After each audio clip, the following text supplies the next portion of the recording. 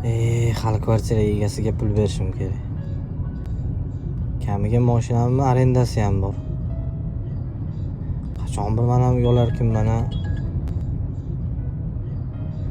Banklar ham davlat ishida ishlaydigan odamlarga ipoteka kredit beradi.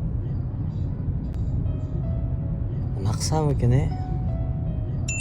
Bilasizmi, endi rasmiy daromadi bo'lmaganlar ham uy olish imkoniga ega.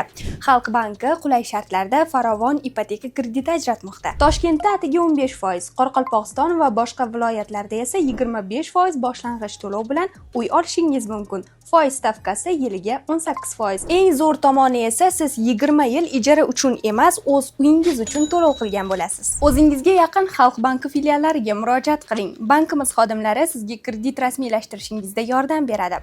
Batafsil ma'lumotni esa video ostida qoldiramiz.